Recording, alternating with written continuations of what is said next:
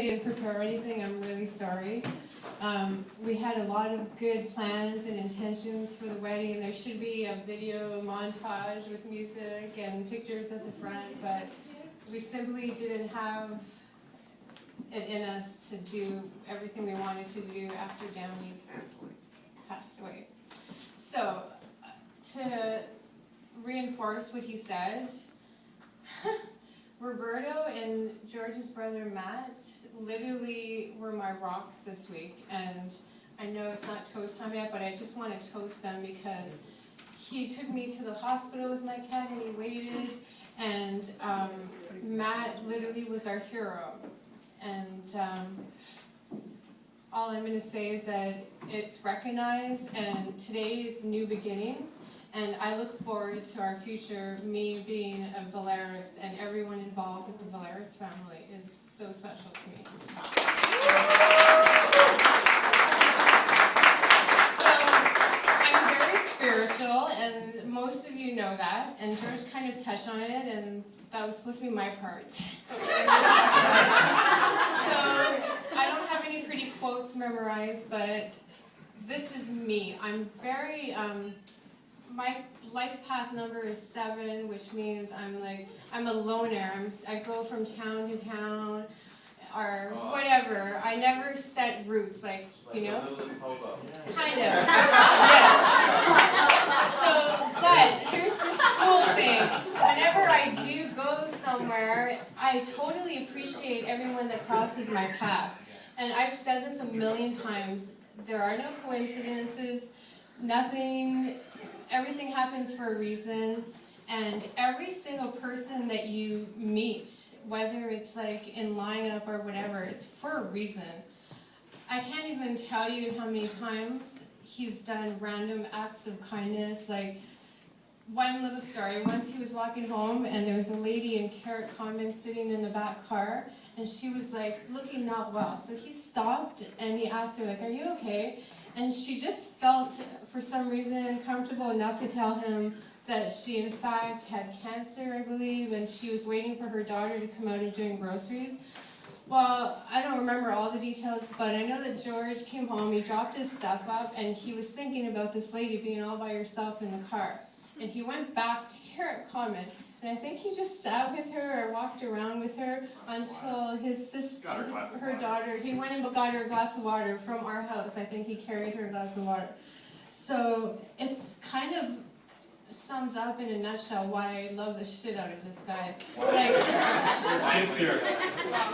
You can't fake a good heart. And you can't mask it by saying the right things. You can't fake it, man. He's legit a good guy. He does stuff that blows me away, and sometimes it's annoying. Okay, I just want to go home.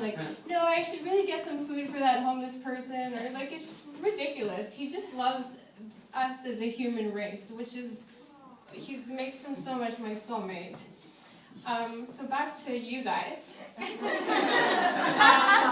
I was saying, everything happens for a reason. I don't take for granted anyone that I meet in my life. So the people sitting beside you, sure, you might think oh, how do you know Judy? She worked for me, or I worked with Judy.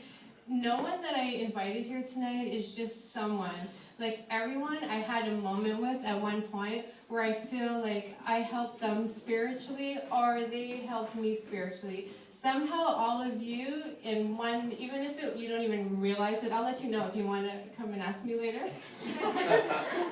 You all affected my soul, and him too. Because he's part of my soul now, so we're one.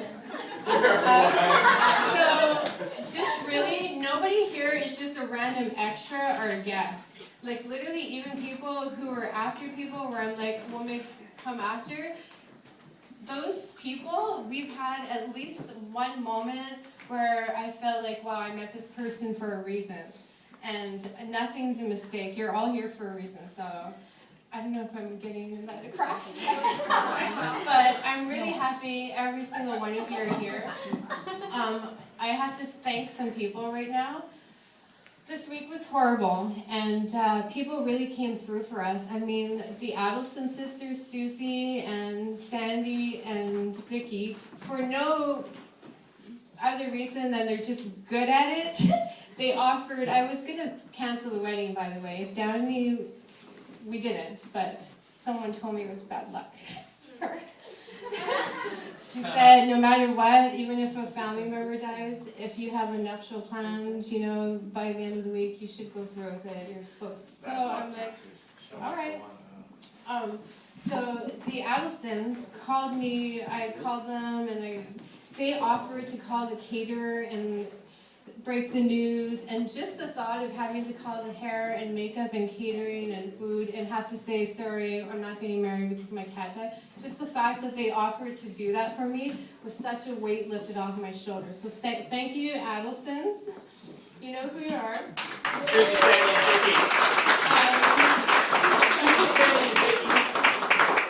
My flowers, which are beautiful, and my bouquets are stunning.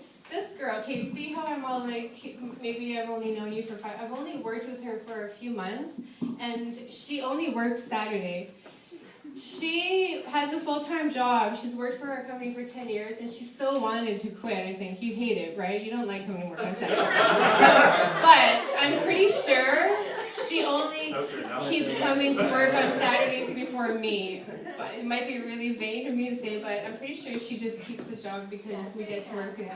And if we only work for 4 hours once a week and we only see each other, we've only known each other less than a year, but I feel this crazy, like, oh, you're in my life because something great is coming. Maybe not today, maybe not tomorrow, but somehow we're going to have each other's back one day.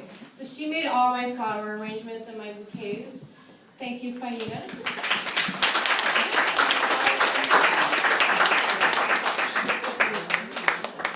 My staff actually helped do all the candles at work. Kind of a bad manager. I'm like, forget the customers, make these pretty candles for me. So thank you, whoever did those. You know who you are over there. Okay. They're not here to say thank you, but it's kind of really cool that George has lived in this neighborhood for 30 plus years, and the community is really part of our event. Like the food from all the Greek portion is from Detroit Eatery. We don't even go there one single time where the owner doesn't come and give us a shot. Oh, George, oh, Judy, blah, blah, blah. And it could be 11 o'clock in the morning, and he pours me a shot of Uzu. Like, come on, even I don't do that yet. So, okay, let me look around and see what I'm forgetting. Chris and Jen, whatever. You guys are amazing. I happily take him from you. I got this, okay? I'm taking it back. Jen was actually, when the whole cat situation, Jen was phenomenal. So I know I'm forgetting people, I'm so sorry. My cousin, Norman, who walked me down the aisle, we won't get into stuff, but he was there at a time in my life where I was rock bottom. Like, I wasn't always this fierce and had it together. I was kind of a hot mess for a little while there. And he took me under his wing, and he really gave me confidence and made me strong. I was broken, and he like nurtured me, I guess you could say.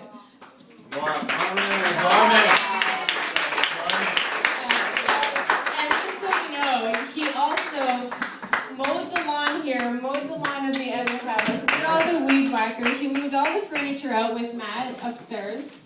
Muscles, obviously. He did a lot.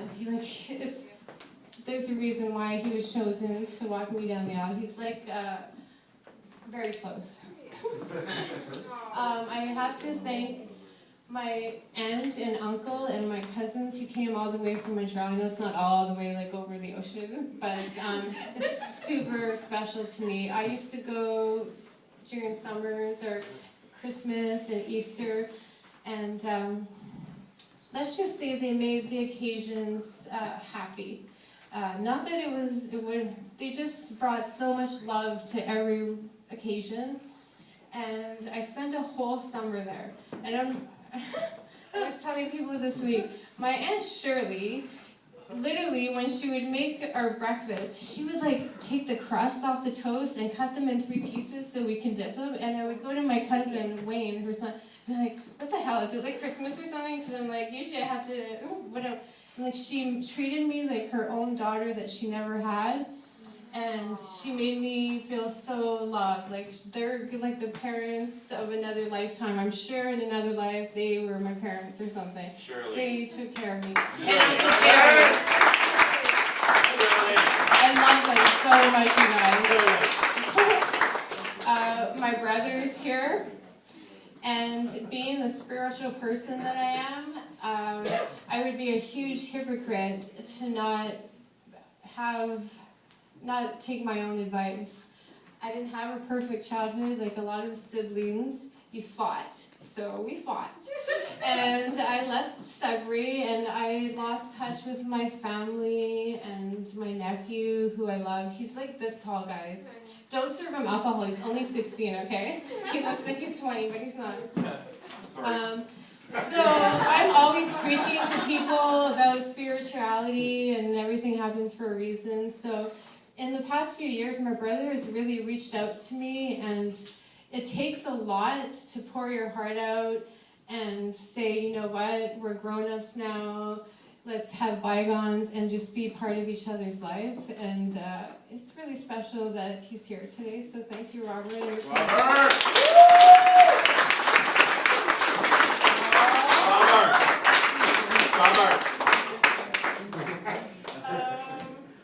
I have to thank my neighbors, Linton and Ethan, because every time I would go on the back porch and have a crying session, or on the front porch and have a crying session, they just miraculously appeared, and thank you for that. Linton! That's it, no one else. Okay.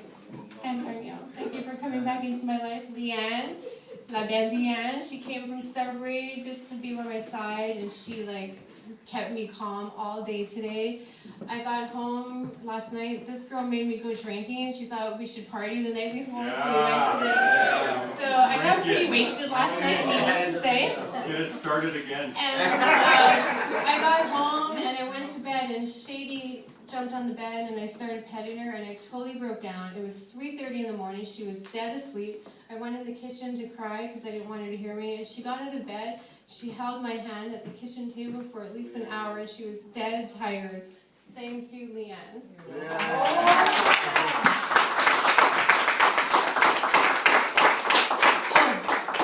Okay, how cool is my cake?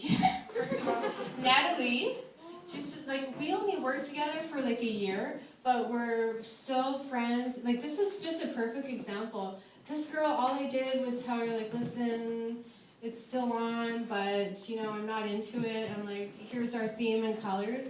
And our theme is very much Prince Charming, Disney, everything. Please take a moment to look at the cake. There's like, can you describe it? Is that like asymmetrical tiers or something? Where's Natalie? It's a wonderful cake in the back room. There's like a carriage on the top, like from Because I'm Cinderella. Prince Charming. Yeah. So thank you, Natalie, for the cake. And Eunice made the little cake pops that you're all going to taste. I didn't get to sample them, so I don't know if they're good. But they're beautiful. And all of this, guys, made our week. We were able to mourn and take a whole day off, and then take a whole day off. And people would call and be like, hey, what are we doing about this? And we'd be like, I don't really want to talk about it. No, I don't want to be happy. And everyone was like, that's okay, we got it. I didn't give feedback for anything. So Anne, the Addison's mom who did our wedding, how amazing was she? Too bad she's not here. It was so beautiful. I pretty much was crying on the phone with her and sending her bullet point emails where I'm usually very thorough, but just, I'm like, sorry, but just do it, make it happen. And she made it really beautiful and special, so I'm glad she expressed what I wanted to express. I'm going on so much, I'm done. I love it. So thank you all for being here. I'm really sorry if I'm forgetting someone. I didn't prepare Jack. So have fun. Let's just party, and you're all super special. That's my whole point. Thank you for being here.